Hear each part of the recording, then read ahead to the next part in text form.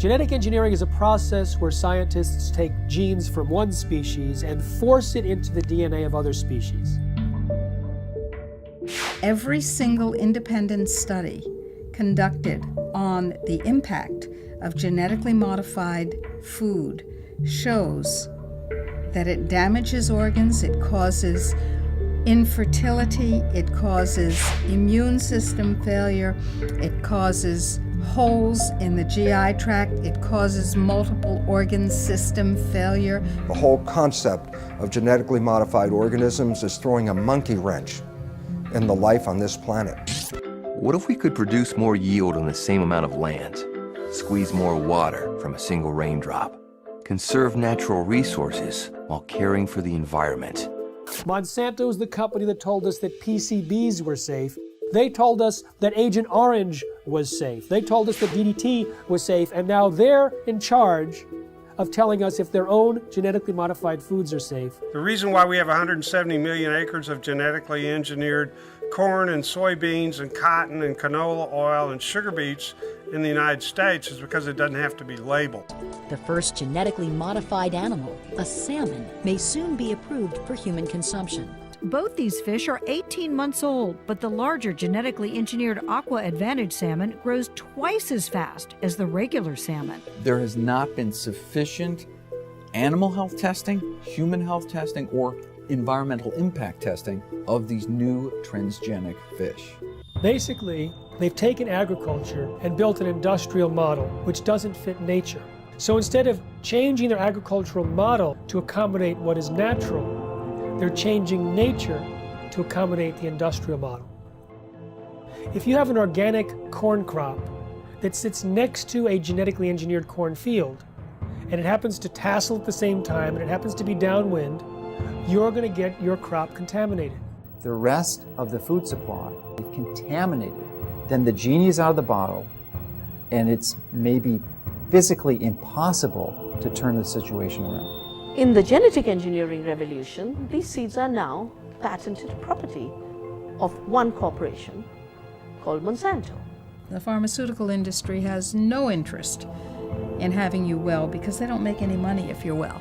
And the pharmaceutical industry is the biotech industry. Some people think that GMO really means God move over. We are heading downhill at a rapid rate of speed toward our own extinction. The use of GM in agriculture is a risk that is simply not worth taking.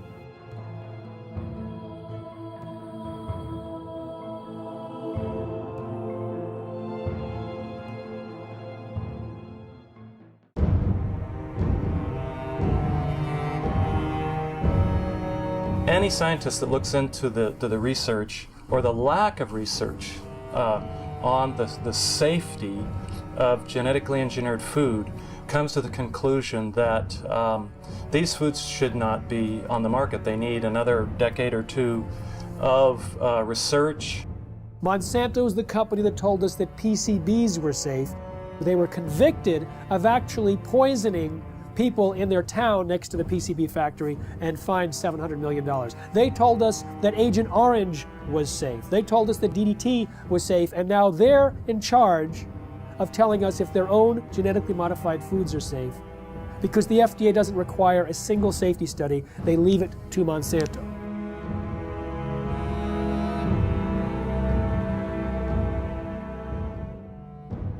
I know Monsanto, as one of the officials of the organization said, we're here to make money. And that's not just Monsanto, that's a lot of food industries. Their job is to make money for the investor. Unfortunately, that becomes the highest priority thought in their minds. Make money, make money, make money. They're not actually making products to make health, they're making money. And so they tend to overlook the health consequences. I think that is a ridiculous sort of approach to the problem. There should be some responsibility being assumed by the producer that when they're producing food, they have a reasonably good assurance that it's a good quality product. That should be the highest priority thing. And then if they can make money with that, fine and dandy. But unfortunately, it's usually the other way around. People in this sort of business are looking for opportunities to make money first priority. And then in this case, maybe letting somebody else worry about the health consequences, maybe even the public. And I think we have it upside down. That is simply upside down. Why did the FDA abdicate their responsibility to protect us? The White House had instructed the FDA to promote biotechnology under the first Bush administration. And so the FDA created a new position for Michael Taylor, Monsanto's former attorney. So Michael Taylor was in charge of policy at the FDA when this GMO policy was created, and then he became Monsanto's vice president, and under the Obama administration was put back in the FDA as the U.S. food safety czar.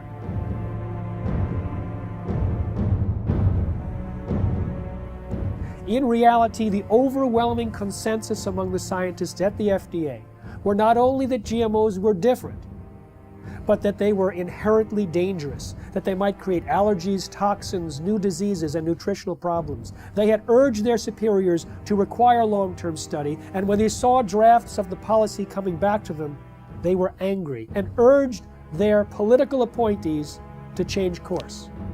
But Michael Taylor and the political appointees ignored the science, ignored the scientists, denied the existence of their concerns, and set forth a policy that allowed GMOs to be put on the market in a way that creates unprecedented risk for human beings and the environment.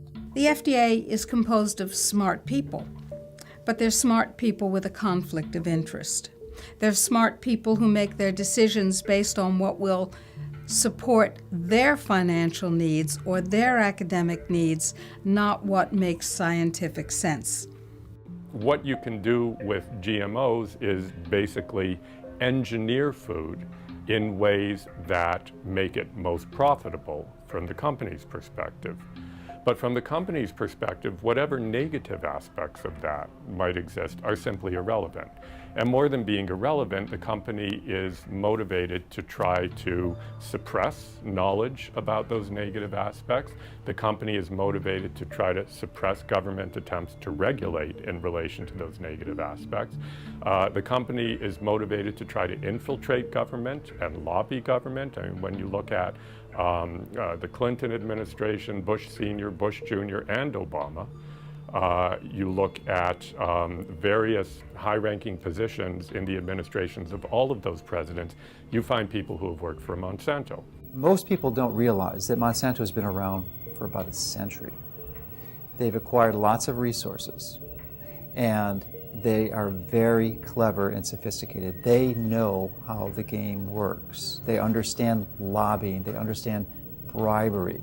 They have been effective at essentially stacking the political structure, the federal regulatory agencies in their favor, to the point that it's almost physically impossible to pass any type of federal regulations or legislation, because the people who make those choices have been in the revolving door of Monsanto. They either previously worked for them or they're paid consultants for them. The governments now, wherever they are dependent on corporations. Who are these governments? Who are these companies? Corporations. Telling people what to do, what to eat, what to feed their children. We are people, we're the children of God. We have constitutions, we have our constitutional rights to eat and feed our families that nature produces. They say, no, we don't have that right. In fact, we're going to force that on you. It's the FDA and the USDA who helped lead the charge for these new food safety bills. There's nothing in those bills to protect you. It's there to protect the genetic engineering industry. And unfortunately, if we don't stop this, you won't see organic farmers. The laws in the bills currently are so strict, so arbitrary, that if you are a small organic farmer, you can't meet their requirements for safety. As a result, you'll go out of business. Not a single human being on earth gets up and says, boy, I can't wait to go to the supermarket and buy a GMO food. And why is that? That's because after 30 years and hundreds of billions of dollars of public and private investment, they haven't been able to come up with one thing in this food that actually helps the consumer. No better taste, no lower price, no more nutrition, nothing, zip, zero, nada. 85% of all the genetically engineered crops in this country and around the world are designed so you can soak them with weed killers, toxic herbicides. And who are the big companies that do this? Come on, you know who they are. Monsanto, anybody, what? Who else? DuPont, Dow Chemical, Syngenta, Bayer. What kind of companies are these? Chemical companies. As the chemical seed package has spread, and now with genetically engineered seed that originally was free in India because it belonged to the farmers, or was low cost because it was released from the public sector universities that did seed breeding. In the genetic engineering revolution, these seeds are now patented property of one corporation called Monsanto. They take genetic material, either DNA or RNA, and insert it using very sophisticated techniques and create an artificial life form, a transgenic species that is impossible to reproduce in nature because the reproductive organs don't match. And as a result, once this form is created, here's the danger.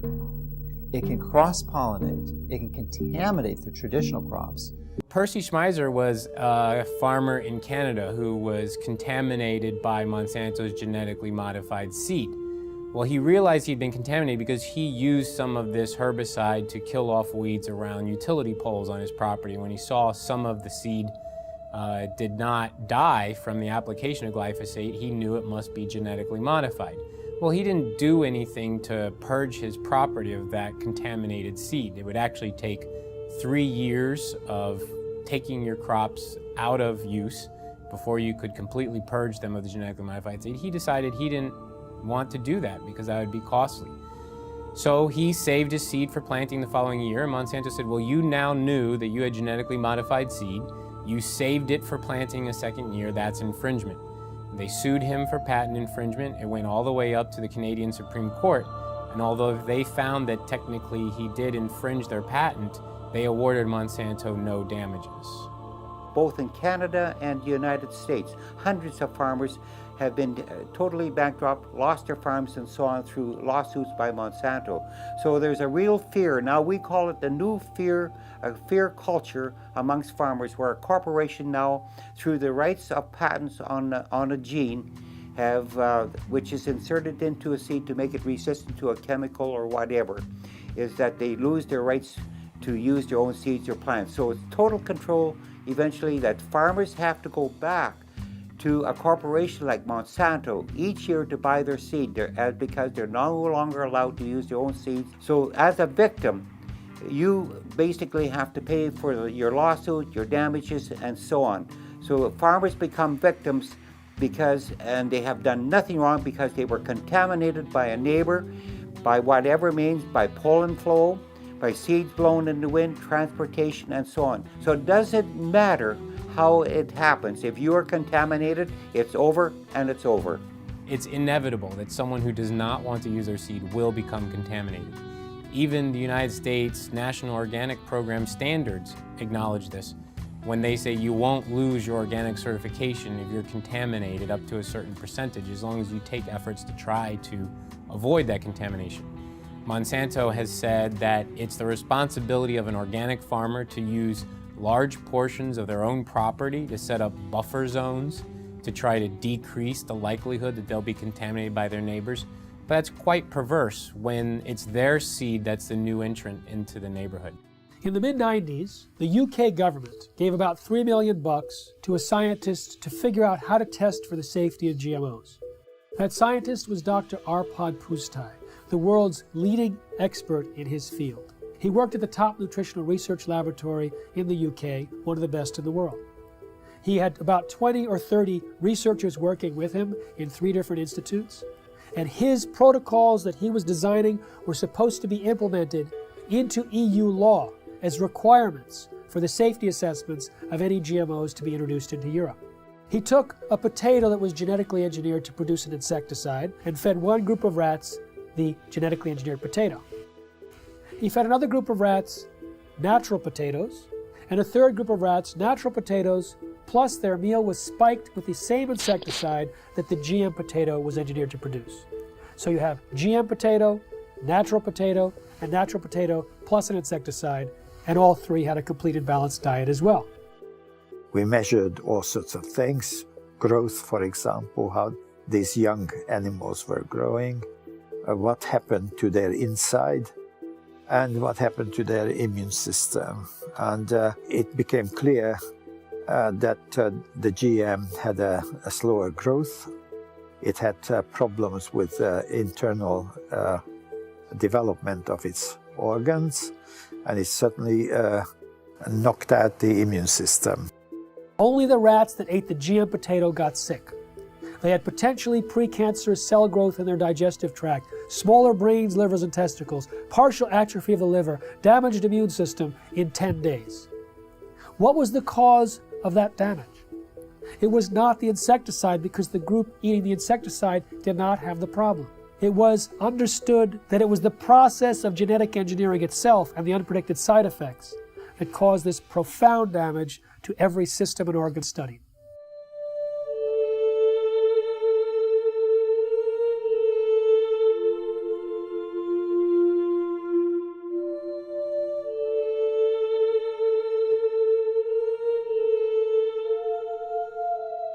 He shared his concerns about GMOs and was a hero for about 2 days at his prestigious institute.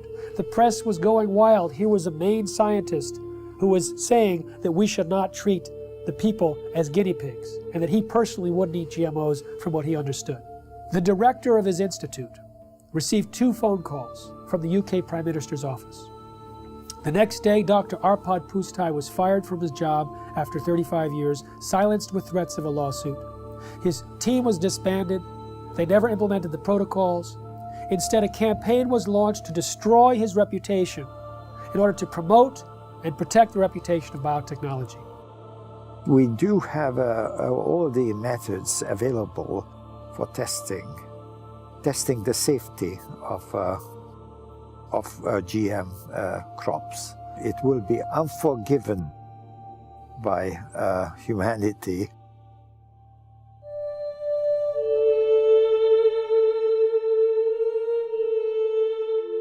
Monsanto scientists found bacteria growing in a chemical waste dump near their factory in the presence of Roundup herbicide.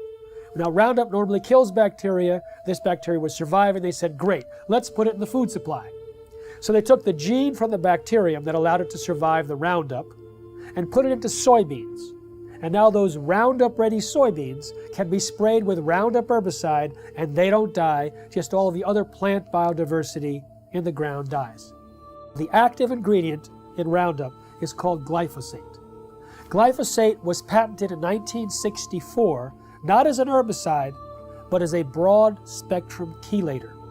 It hugs a lot of different minerals that are needed and does not allow the plants to access them. It also destroys some beneficial microorganisms in the soil, which normally provide nutrients to the plant. It also promotes pathogenic organisms in the soil, which then overrun the plant. And so it creates weaker plants, stronger disease, and the disease does the killing. Now, what do the livestock in the United States eat? They eat largely Roundup-ready crops. Roundup-ready soy, corn, cottonseed, canola mash, sugar beet pulp, and soon alfalfa. So a huge percentage of their food intake is Roundup-ready crops. Now remember, Roundup pulls the nutrients out of the crop. It makes them unavailable. So now we have millions of livestock eating nutrient-deficient food. And what do we eat? We eat plants and we eat animals and take their milk. So it turns out it's a perfect storm now, not just for plant disease, but for animal and human disease. When 44,000 secret FDA memos were made public from a lawsuit about the subject of genetic engineering, the director of the Center for Veterinary Medicine made it absolutely clear that GMOs in animal feed had a unique danger. Toxins can bioaccumulate in animals and in their milk. And so if there were toxins in genetically modified feed, then we might have higher levels of those toxins in the animals that eat the feed or in their milk or other products from those animals. All our food, 90% of Canadian crops, American crops now are produced by genetic modification, or at least they're contaminated. with genetically modified corn, genetically modified soybean, genetically modified everything. 95% of all the genetic modifications are done in order to allow the plants to survive more chemicals being sprayed on them and to allow the animals to survive more drugs being put into them. And of course, what happens is that when their genes are changed, our genes are changed by consuming them, just as the superweeds and the superbugs are genetically altered by consuming them. The bug eats the plant, its genes change. The animal eats the plant, its genes change. We eat the animal or the plant, our genes change. Our babies' genes change, and the change is permanent. They do not want you to know which products you're buying in the grocery store might contain genetically engineered ingredients. They say that label would confuse consumers. And they say there's no difference between genetically modified foods and non-GMO foods. Well, that's absurd. That's what the word modified means in genetically modified. It is modified, it is different, and it is, in many ways, a threat to the health of the people of our nation and people around the world. Genetic engineering is a process where scientists take genes from one species and force it into the DNA of other species. Even though there's been very little study on the health dangers, there's been sufficient evidence of harm to cause the American Academy of Environmental Medicine to say all doctors should prescribe non-GMO diets to everyone. They say that the animal feeding studies link GMOs to reproductive problems, immune system problems, accelerated aging, organ damage, gastrointestinal distress, dysfunctional regulation of cholesterol and insulin, to name a few. If you take the gene of a cow that helps it to produce milk, that produces a hormone called the bovine growth hormone, and if you take that hormone and you start injecting into the cow, the idea here is then the cow will produce more milk. The companies like Monsanto and Eli Lilly, who invented this hormone independently, and they said there's nothing wrong in doing that because it's substantially the same hormone that the cow produces. That is wrong. Because even if you take natural bovine growth hormone and you give injections of it to cows, then the cows will get sick. Just like if you took human insulin and you started to inject human insulin back to people, they will get insulin shock, they could die. But the cow receiving this hormone will actually be sick. It'll have pus in its milk because it's producing too much milk. The teat canal of the cows will get infected, will have to be treated with antibiotics.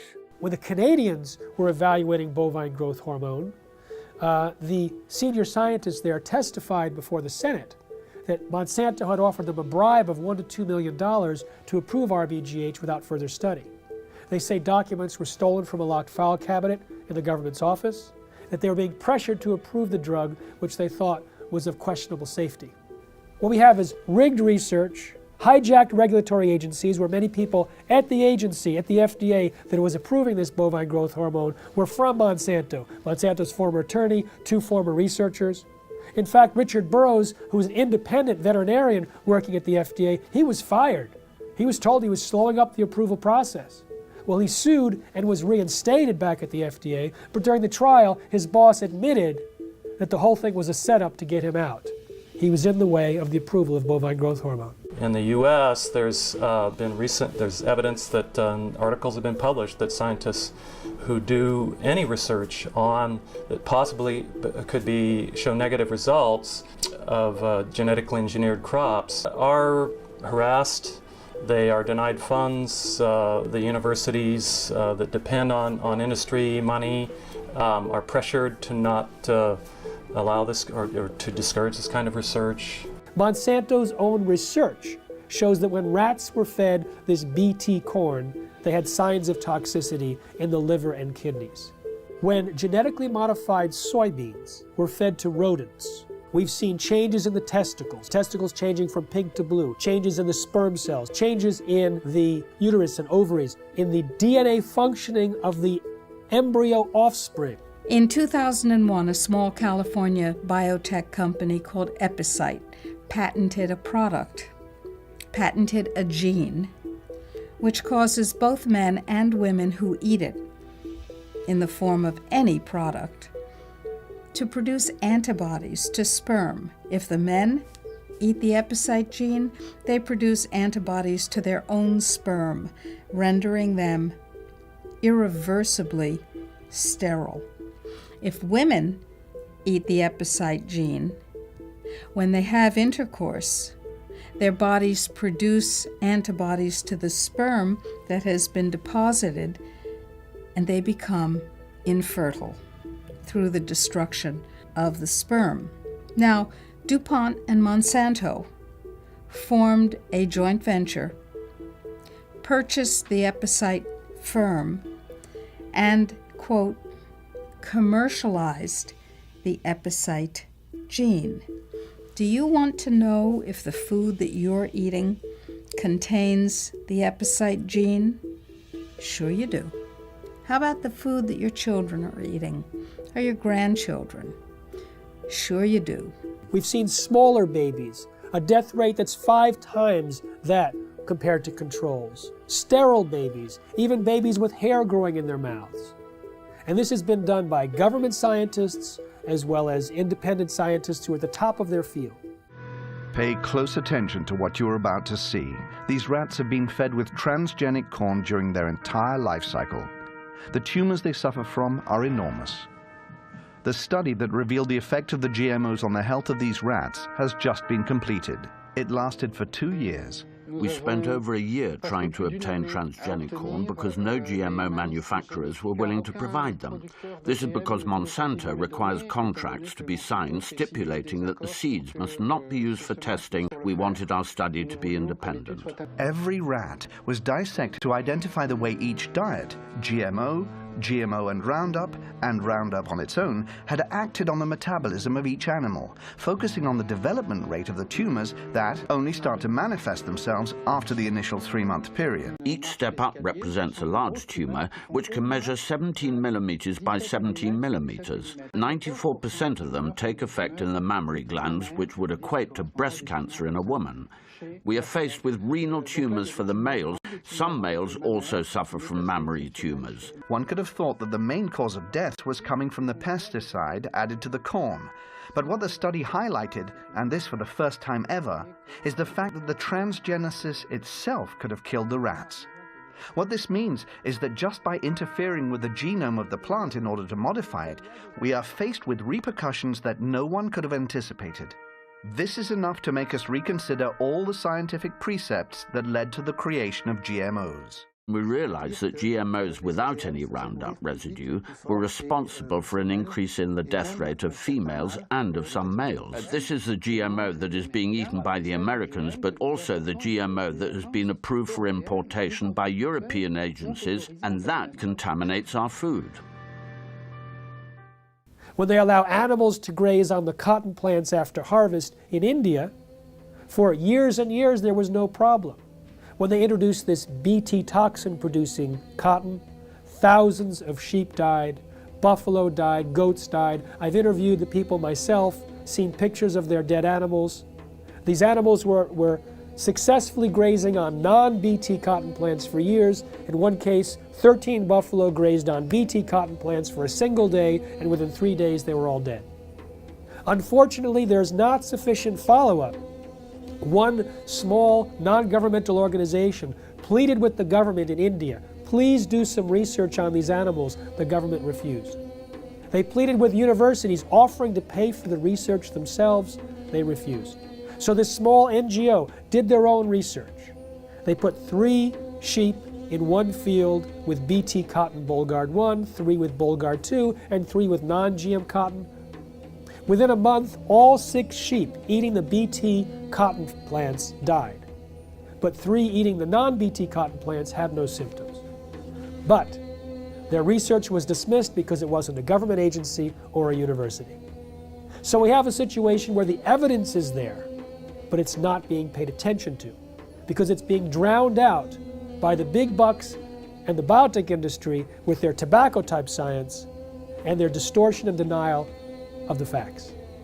Unfortunately, Monsanto's lobbying power and their financial weight, they are able to use corrupted corporate science, something that I call cigarette science, to get these products slipped into our food stream. The only human feeding study ever published on GMOs showed that the gene that was inserted into the soybean transferred into the DNA of the bacteria living inside our intestines and continued to produce that protein. So if it happens to be an allergen and you're allergic to it, you may be continuously triggered over and over again by the production of that allergen from within inside your own intestines. When we look at the quality of the nutrients in our soil, we see that that has become actually a victim of industrial agriculture, which destroys the microorganisms in the soil and then puts in a few nutrients as if that were enough to provide a healthy diet. It turns out that the current industrial agricultural model was based on surplus military products after World War II. They had extra bomb-making material that worked as fertilizer, so they created the synthetic fertilizer industry. They had excess nerve gas that they could use as insecticides, so they created an insecticidal industry. And by steering the farmers and the land-grant universities and all the population towards these high-input, corporate-driven agricultural models, we actually stripped away some of the health and some of the nutrients that were vital and are vital to the health of the people and of the livestock. The plant's ability to absorb nutrients out of the soil is restricted with GMO seeds and plants. And that's why the nutritional value is going down. And that has become a very big concern. And there's a very big concern that many of our foods that we eat, nutritional value contents have to be rechecked because it has changed. It alters the structure of a plant when you put a GMO gene into a plant. So you no longer have the same type of plant and you've changed the makeup. Monsanto is the only company I know of that doesn't want you to know you're buying something that has their technology inside it. You know, cell phones, computers, automobiles, everything else we purchase, clothing, is branded because everyone wants to know, they want consumers to know that their product is inside whatever you're purchasing. But Monsanto wants that to be a secret. If you go and purchase any of their bags of seed and you look at the back, there's a big, huge box with a big stop sign. And when I first saw this, I thought that meant stop, this seed is dangerous. Don't swallow it, wash your hands after you've touched it. Now, all those health warnings are lower down the bag in smaller font. If you look in the box where the stop sign is, it actually says stop. These seeds are protected by the following patents. Your use of these seeds must be in compliance with the license agreement. You may not save the seeds for replanting, blah, blah, blah, blah, blah. So they object to labeling of food that consumers buy, but they have no problem with labeling their own product with all of their patent numbers. So there's some things that they want the public to know and other things that they don't. Traditionally, the proponents of genetic engineering have stated that there's relatively no risk or essentially no difference between genetically engineered plants and products and conventionally raised products. Well, new studies dispute this quite widely. There was a study done last year in the Journal of Reproductive Toxicology that showed that over 93% of genetically engineered toxins were found in the blood of pregnant women and 80% in the fetuses. So this potent crop toxin is being transferred into the population. Genetically modified soybeans has as much as 7 times the amount of a known allergen compared to non-GM when the two are cooked. With corn, there's a gene that's normally shut off in corn, but it's switched on accidentally in Monsanto's corn, and that gene produces a known allergen. There's also more herbicides used on these genetically modified herbicide-tolerant crops like Roundup Ready soy, and the excessive herbicides might promote allergic-type reactions. Peer-reviewed studies show that there's an association between heavy GMO consumption and serious health problems, including asthma and food allergies. There's also a damage to the pancreas and the production of enzymes that are used for digestion in mice that are fed GM soy. If we take longer to digest proteins, then that means eating genetically modified soy might cause us to be reactive to a wide variety of foods, not just to GM soy. The real risk here, the real concern is if these threats to the food supply are validated and there is the GE crops are the predominant crops and they've contaminated the rest of the food supply, then the genie is out of the bottle and it's maybe physically impossible to turn the situation around.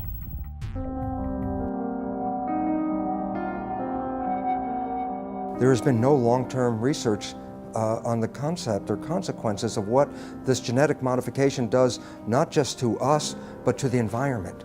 And right now, from all the research that's showing up, it says this has a very negative and profound effect on destroying the environment in which we live.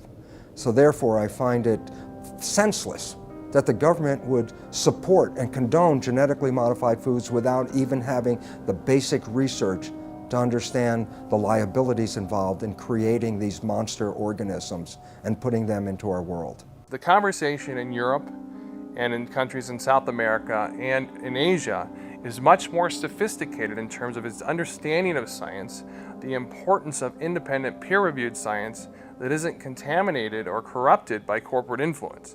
Here in the United States, you know, the birthplace, the bedrock of the free market system and democracy, we are having our rights corrupted by corporate influence. The major impact that Monsanto has, their ability to get their products approved with minimal scientific oversight and minimal review of these products for human health testing is really an abomination. The entire scientific foundation underneath genetically modified organisms is false because organisms are not genetically determined. And when we understand that, we recognize that the only way to create crops that will benefit humanity is to understand nature herself and learn to live in harmony with it. And this is a completely different approach than humans have had for the last couple hundred years, where we always thought, oh, humans' job was to control and dominate nature. In that process, we are now leading the world into the 6th mass extinction of life on this planet.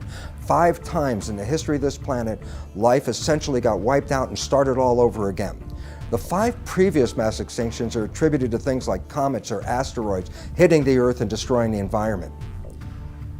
We are now deep into the 6th mass extinction of life on this planet. We are losing species of organisms faster than even in the previous 5 mass extinctions. But the source of the problem is much closer to home than a comet or an asteroid. Science has recognized that it's human behavior that is undermining the web of life. Rather than trying to control nature, our mission is actually how to learn to live in harmony with nature. The FDA, which treats the American people as slaves, knows that if people knew the truth about how healing their foods can be and how dangerous the processed foods really are with all their chemical contaminants and their genetic modification, if people knew the truth, they would demand food freedom. They would demand access to healing herbal therapies and healing dietary supplements. They would demand that the FDA back down from its intimidation campaigns that have been leveled against producers of dietary supplements and herbal remedies and raw dairy products and so on. The people would demand that if they knew, and that is why they are kept ignorant under this campaign of disinformation currently being waged by the FDA. I've been vigorous in my opposition of these strategies that these large corporations use to use their influence for their benefit. And as a result of my positions, I'm frequently criticized by their own local networks, the skeptic networks and such. And they're also their ability, because they are so politically connected, to use the federal regulatory agencies to come after me personally, to file claims against, or statements against my company, and also to criticize me such that it can be viewed in most of the traditional media to skew the information, the truth of what we're saying. They twist the tables. It looks like we're the bad guys when actually nothing could be further from the truth. We're just seeking to help people understand what the true reality here is, and give them the tools to make that distinction and give them the right to know. In the early 2000s, Monsanto and the biotech industry vilified a scientist for his linking of Bt corn to a decrease in monarch populations.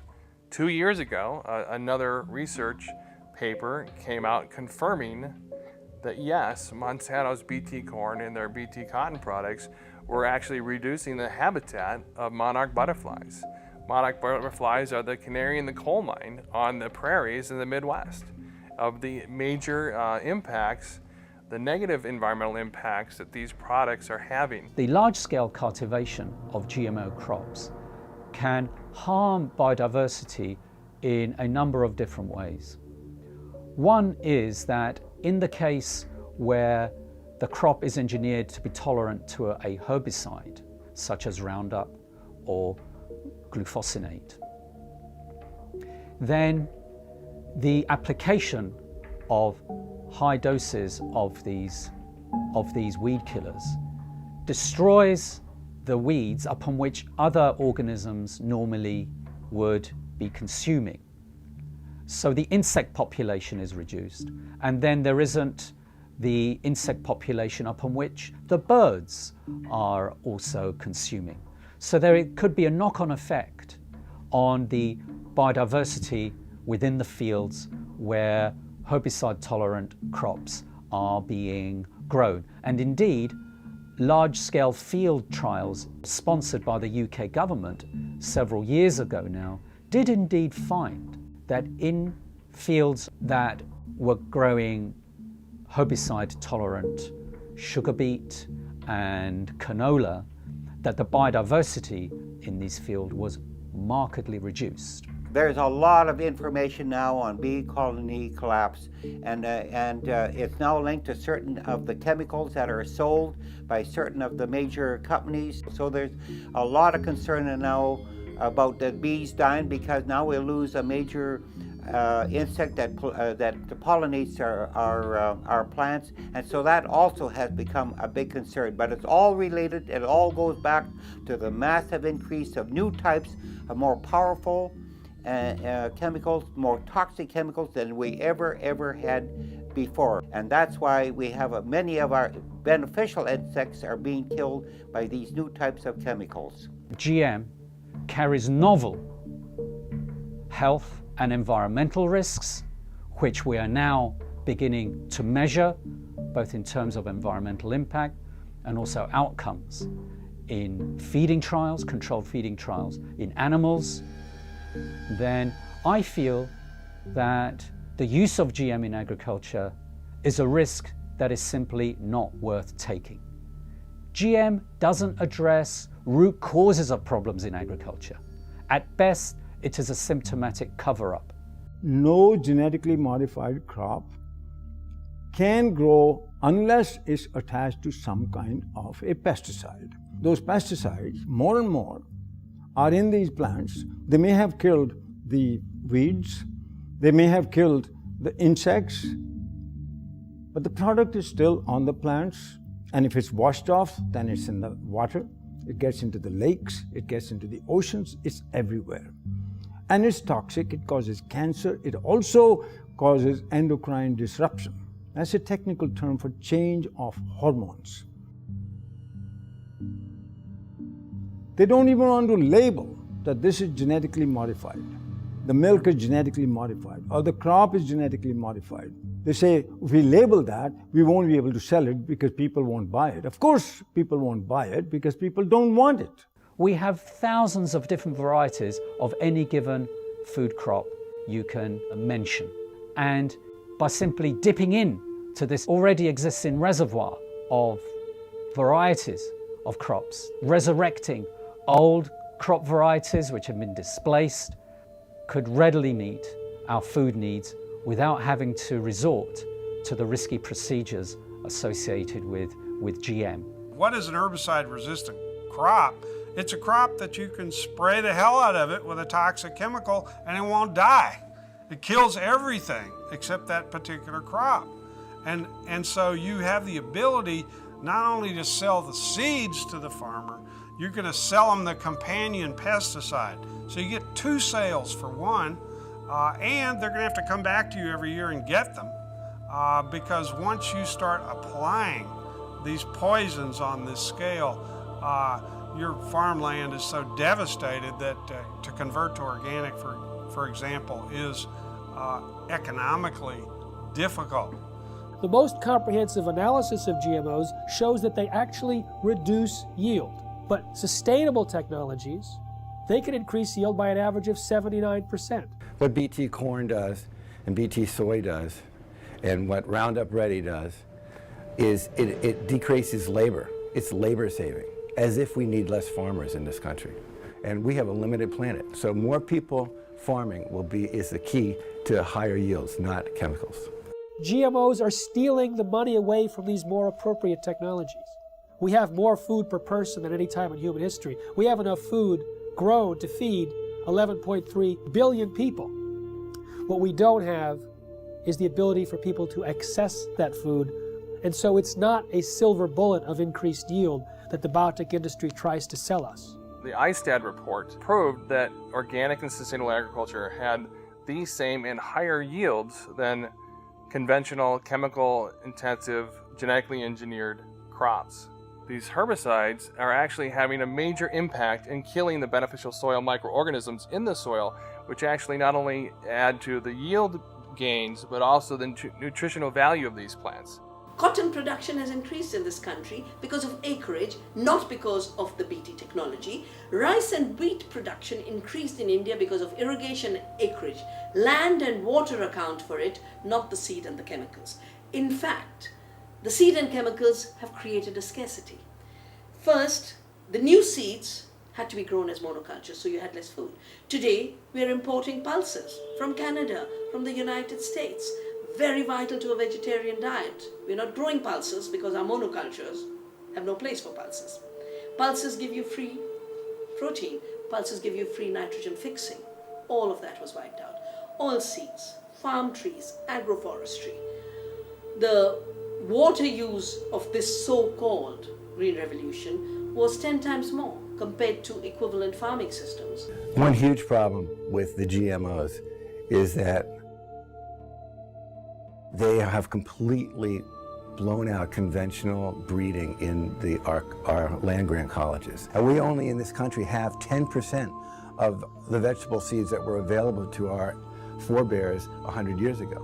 Our seed stock is going down the toilet, and we can't even use our land-grant colleges to breed in a standard way because there's no money for it. And that is a huge, huge, huge threat to the future of agriculture, to lose the skill of breeding standard, which is in fact what all that food you see on your grocery shelves, all those vegetables came from thousands of years of farmers sharing their seeds.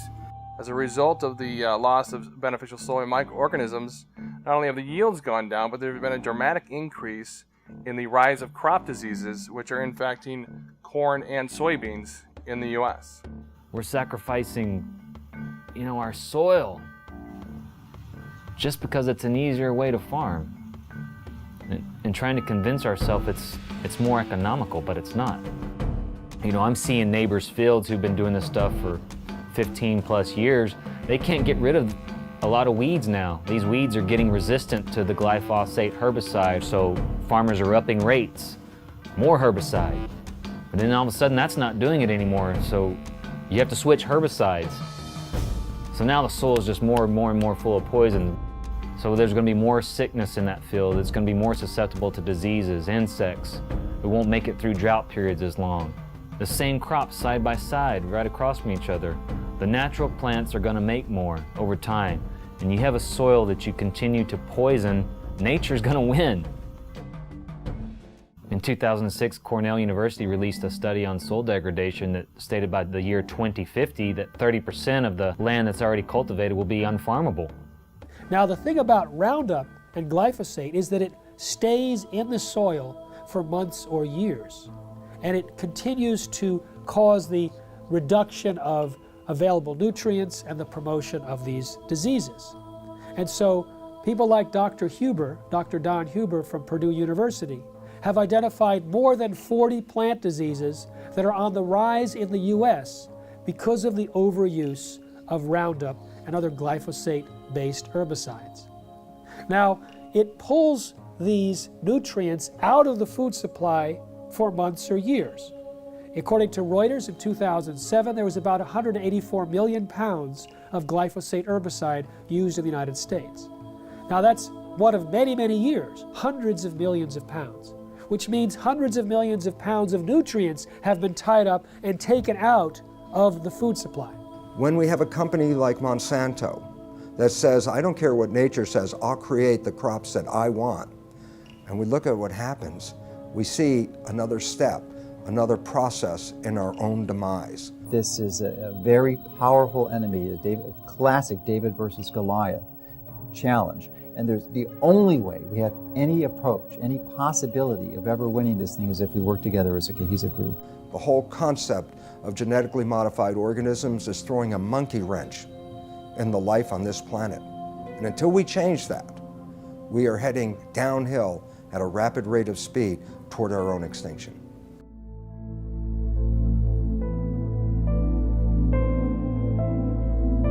Genetically modified organisms are living beings where genetics or DNA of one species is taken out and transported artificially into another organism, and in other words, some sort of genetic manipulation, genetic engineering has occurred. Nature, God if you like, does not permit that. You cannot take the gene of a bacteria and put it into a pig or a people or anything like that, or vice versa.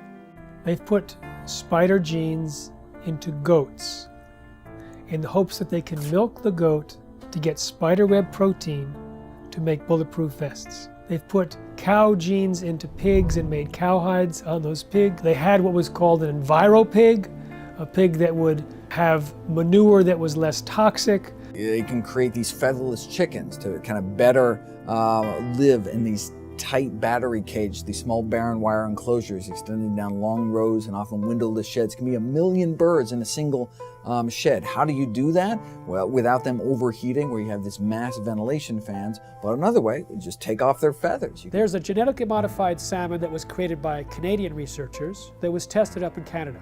They put these frankenfish into tanks and they fed them sufficient food and there was no problem. When they reduced the amount of food, the frankenfish freaked. They started killing and eating their neighbors. So what happens if the FDA approves these frankenfish and let's say they escape into the ocean? I don't know what's worse, the extinction of natural salmon or the roving of these frankenfish going around and killing and attacking other species and changing the whole ecosystem balance. They both have a mating advantage because they're larger, but they have a survival disadvantage. And it's that combination that should a male transgenic fish escape into the wild cause the rapid collapse and extinction of both transgenic and wild fish in as little as 50 generations. Scientists take genes from one species and force it into the DNA of other species. Now the process itself creates massive collateral damage in the plant or animal, but they don't test for those changes and the side effects before they introduce, say, the crop into our food supply. DNA is the inherited material of life, and it is where genes are structured. So we inherit half of our DNA from our mothers and half of our DNA from our fathers. And within the DNA are the genes that encode for all the structures of the body. So the DNA is like a blueprint. Just like an architect has a blueprint for a building, the DNA is the blueprint for all the structures of the body. So when a gene is switched on to function, the information within that gene is being used to manufacture a protein. And that protein is then builds the structure of the body. And then proteins in the form of enzymes carry out all of the chemical reactions of the body that constitute the living organism.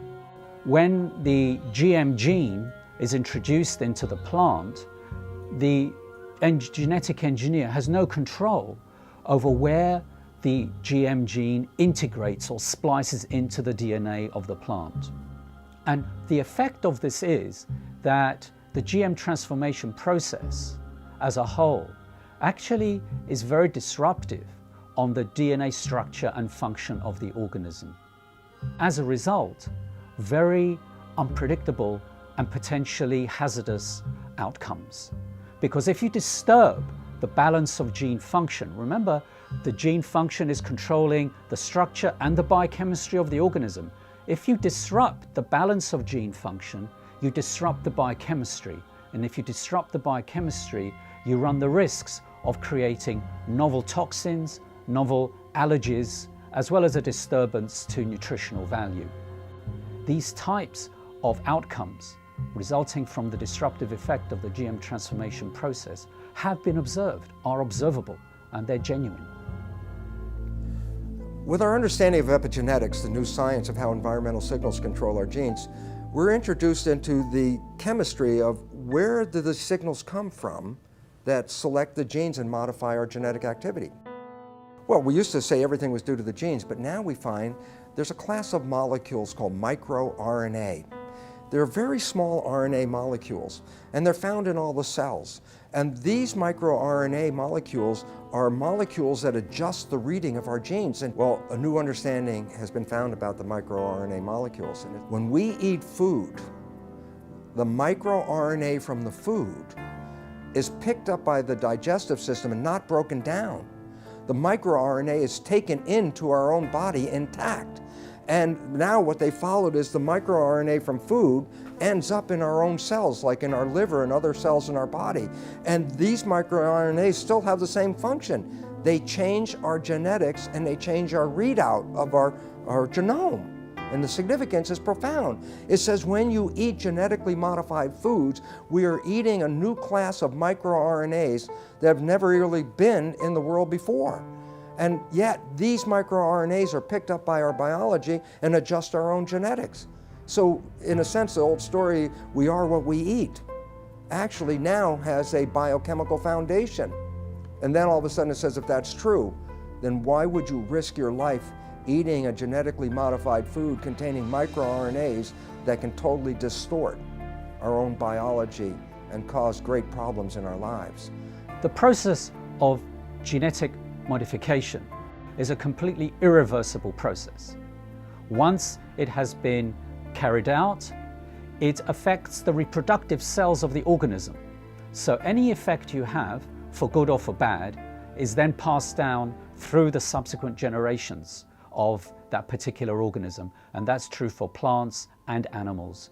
Indeed, for any genetically modified organism. And this now has to be understood because when we eat genetically modified foods, not only does it affect our own cells like that, but we also know that the bacteria in our gut that are required for our survival, we need these bacteria.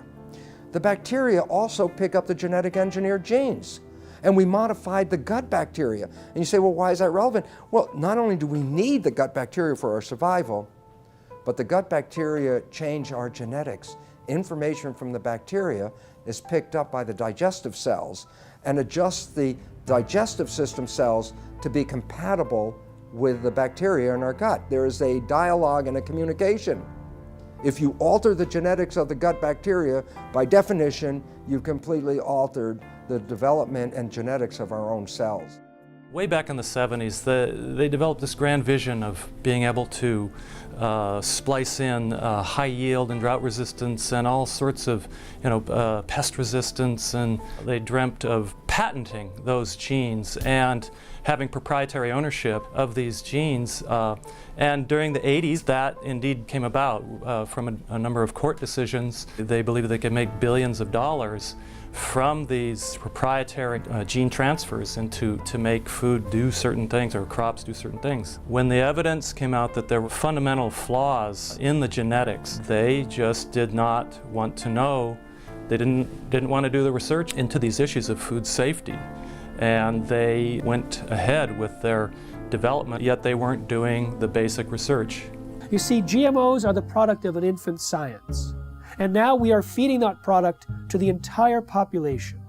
And it's known to create unpredicted side effects. And no one is testing to see if the rise in all these diseases since GMOs were introduced in the mid-90s is caused or promoted by these GMOs.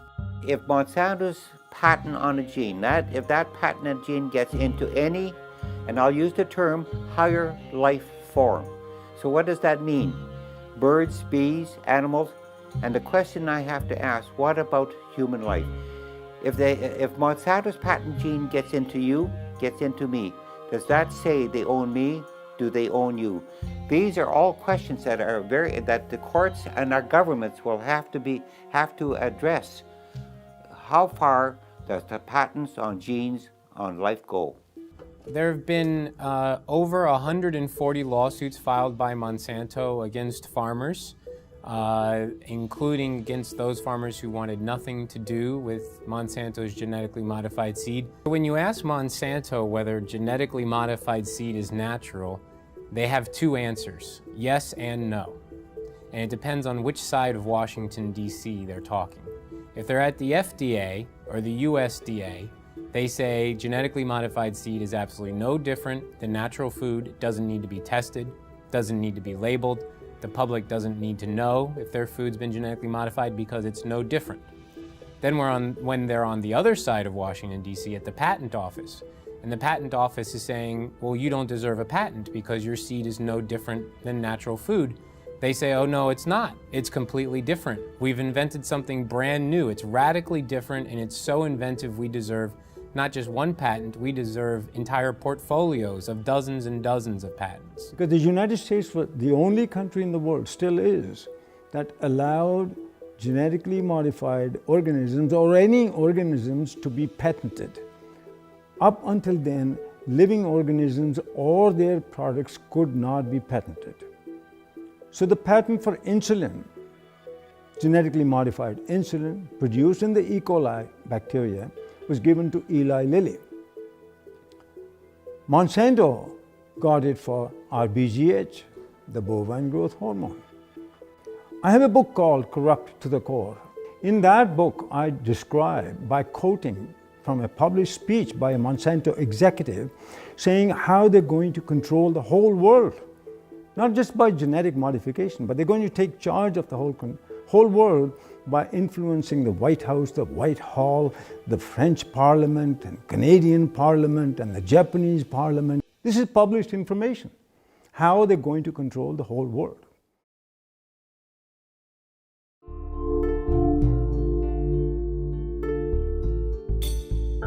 American people are beginning to become more aware and wake up to the fact that their government has been corrupted by corporations and the food that they're feeding themselves has possibly serious human health risks. In the European Union, where labeling is required, there's almost no genetically engineered food on store shelves and restaurants. There's almost none of it planted. Today, more than 50 countries around the world allow labeling of genetically engineered foods.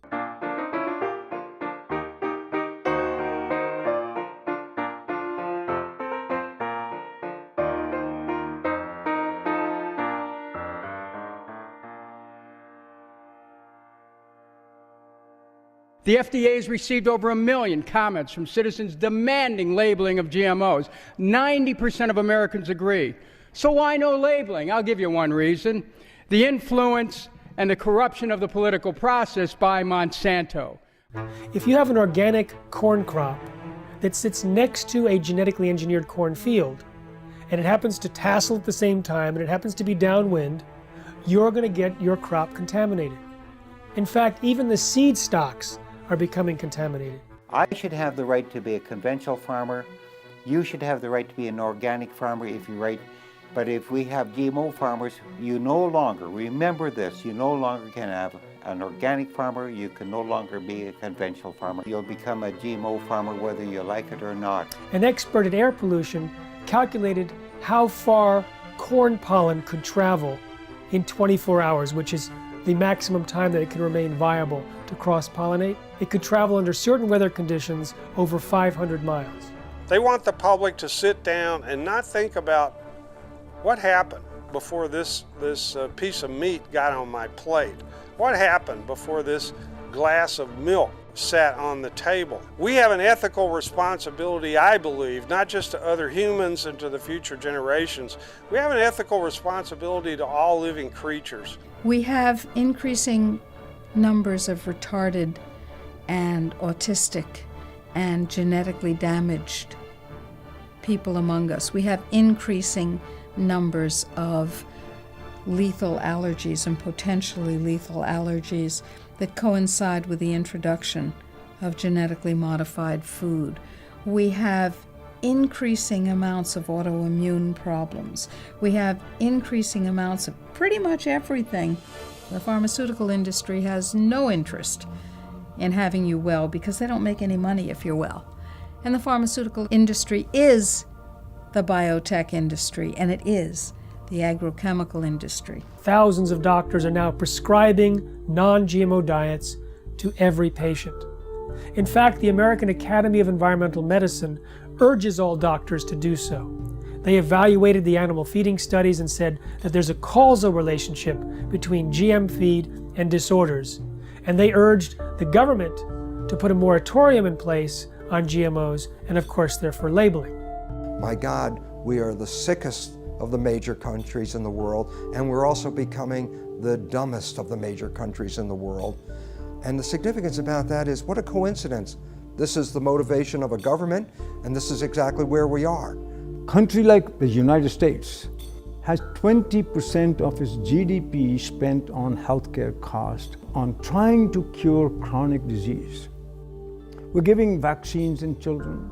We're giving all these other drugs, bad food, pesticides, hormones, everything getting into the system in animals and people. This is going to drive countries bankrupt.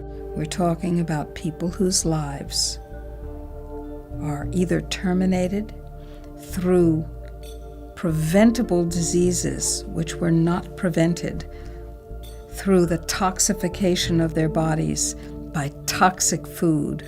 Total population of the world is about 7 billion now. They're saying by 2050, the population will grow to approximately 9 billion. And these companies and the governments all over the world are saying the amount of food in the world will have to be increased to twice the amount. The biotech industry is promising to feed the world with crops that'll have higher yields, even though it's not the amount of food right now that's the critical issue, it's access to the food. And access to the food is largely an economic issue. There's no shortage of food.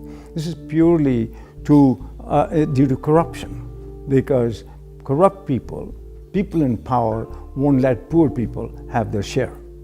Now, since GMOs were introduced, there has been a dramatic increase in infertility in the United States. But there's significant evidence both in laboratory animal feeding studies as well as livestock experience to point a finger at Roundup-ready crops as a potential cause. The newest information of a study just published a week ago shows that these toxins in the food have actually been associated with an increased intensity of obesity, and this is found in salmon and rats. And there are other suggestions that they produce long-term imbalances in fertility rates, in hormonal levels, and immune function, and the ability to digest foods. Big agricultural and chemical companies don't want to label GMOs.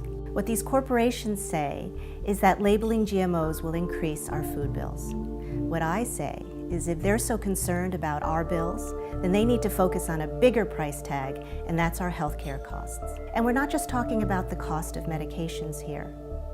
How about the cost of missed work and lost productivity when parents have to rush their child to the emergency room or to a doctor's office?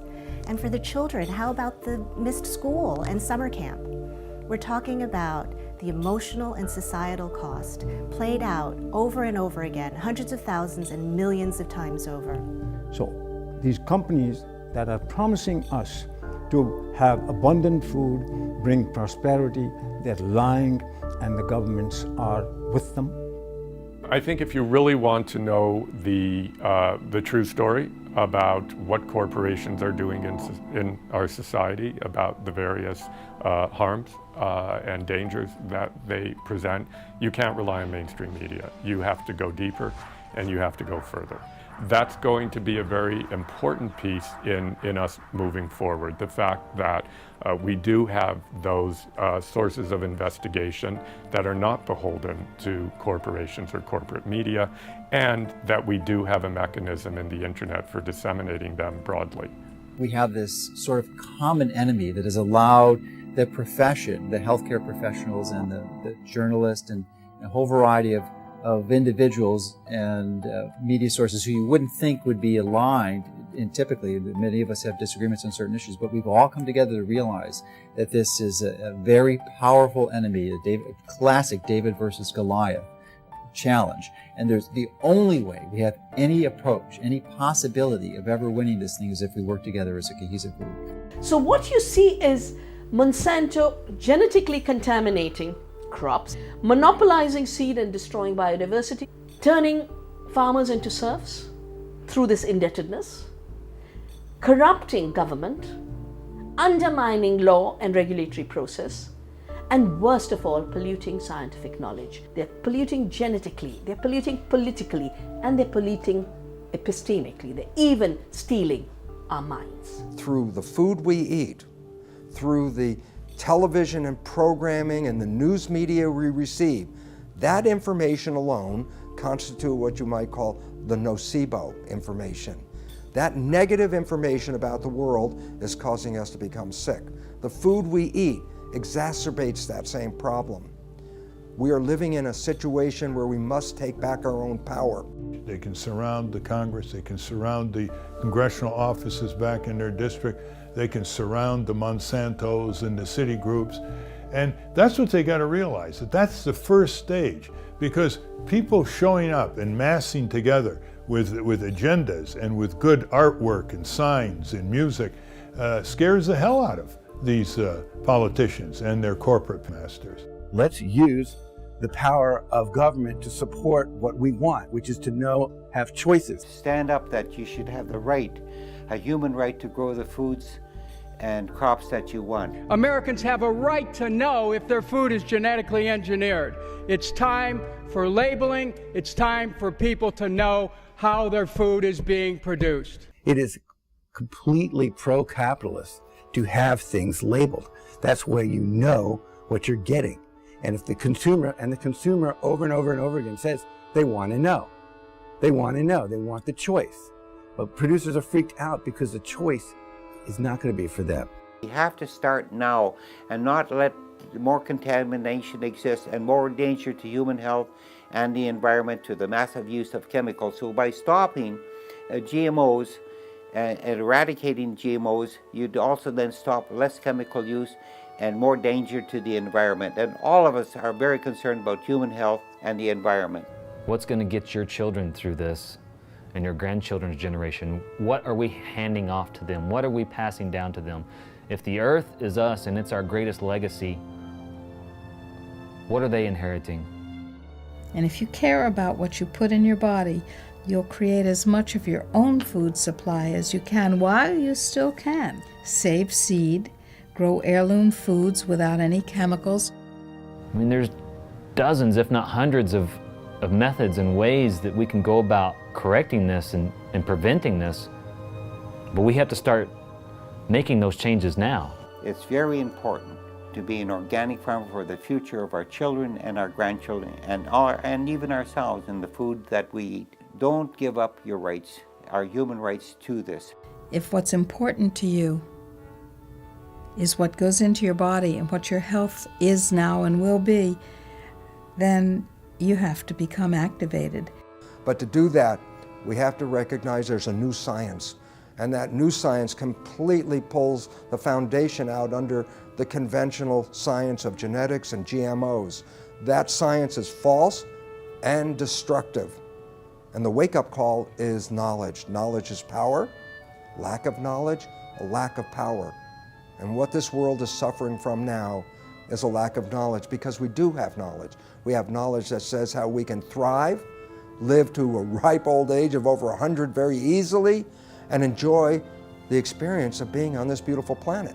In most Native American cultures, their beliefs or their concepts were based on, will this last for 7 generations? Whereas we're asking, what can get me through this year economically? 1 year, 12 months. That's one of our greatest problems right now, is to leap over that barrier, that mentality. Globalization has happened, it's here. But its effects have to be reversed. Globalization in a good way, where people learn about each other, people learn about each other's religions, to tolerate each other's spirituality, work together, work in nature, work with God. Because it's time for us to re-empower our lives.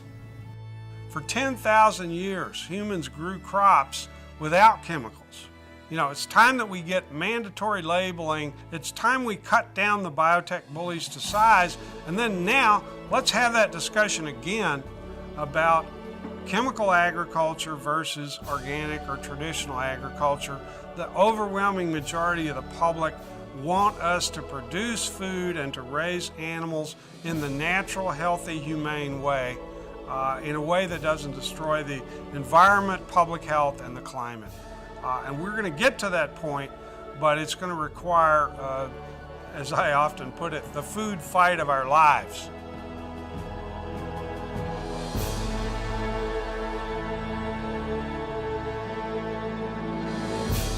I'm looking at the food that's in the grocery store. They say it's safe, everybody eat more. On second thought, I don't really know if it's made with those GMOs. So I'm looking for the non-GMO label. Before I bring it home, I put it on the table. I wanna know if it's verified, so I don't harm myself with genetically modified.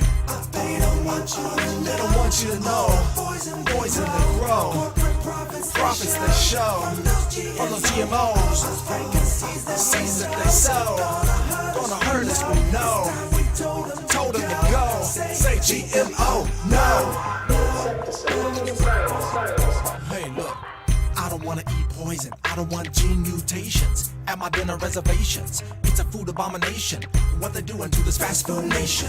They take artificial gene combinations, inject them in seed variations so they can grow their frankenfood imitations while the side effects cause medical patients. Keep the profits alive while they're spraying on the food with name brand herbicides. And all the while they're spreading their lies. Monsanto destroy a farmer's lives. And the FDA just keeps it all going, saying it's safe even though they all know it's just poison, stealing away your life. And that's what you eat, genetically modified. They don't want you to know. Poison they grow. Profits they show. GMO, no. Seeds that they sow. Gonna hurt us, we know. Told them to go. Say GMO, no. FDA scientists said that GMOs might create allergies, toxins, new diseases, and nutritional problems. Allergies, toxins, toxins. And they said, no testing necessary. No testing necessary. GMO safety, that's a corporate myth. If you don't believe me, listen to Jeffrey Smith. He's the man with the plan, gonna do what he can to help us all get those GMOs banned. But we need you to lend a hand, take a stand against this food stand. It's a mission for the health condition worldwide, cause we don't wanna live genetically modified. No testing necessary. No insecticides. Living inside of us. No testing necessary. No insecticides. Living inside of us. Don't eat food unless you know what's in it. Don't believe the propaganda, the press will spin it. Affects everybody, we all up in it. Stand up to Monsanto, tell him, oh no you didn't. Reject Franken foods in the store. Demand honest labels so we can be informed. We have a natural right to know what we buying. Just say no to GMO before our farms start dying. Just say no to GMO. These corporate crooks are lying. Just say no to GMO. This time we're not complying. Just say no to GMO. We just not buying it. Just say no to GMO. No testing necessary. No insecticides. Just say no to